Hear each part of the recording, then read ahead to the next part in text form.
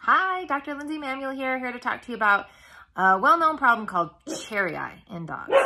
Don't really see it in cats very much. Actually, I don't think I've ever seen it in a cat. So, cherry eye in dogs, what is it? It is, let's see, how do I explain this?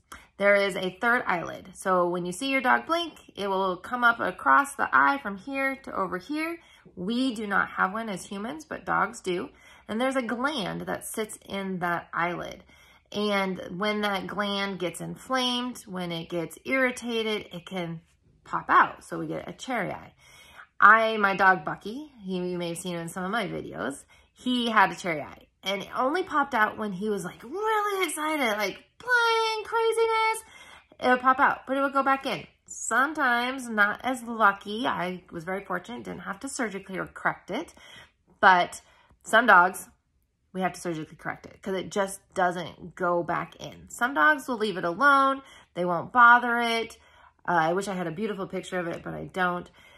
But it will literally pop out like a red raised bump in the corner of the eye. Looks ugly, but aesthetically doesn't really cause much issues. It's just unless the dog bothers it. And some dogs really don't like it. Some dogs could care less, and they can go on just fine. So what do we do to fix it? I wish there was drugs. I really wish there was medications for the eye that decrease that swelling, that cause that eye gland to go back in, but rarely do I ever see that it works. So unfortunately, surgery is really the best way to correct it. And really what I do is I create a pocket that goes back into that third eyelid that kind of stuffs that gland back in there because we don't want to remove it. That's really important for our tear production.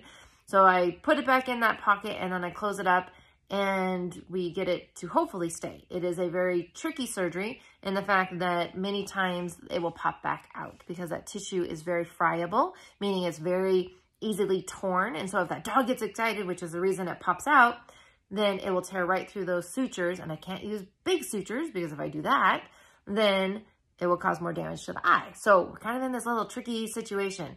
So you'll hear ophthalmologists that will do it.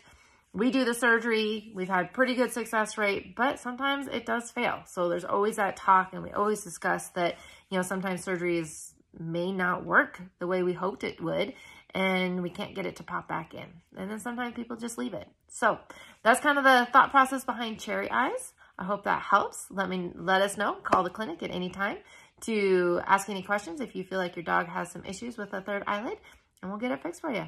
Thank you. Bye-bye.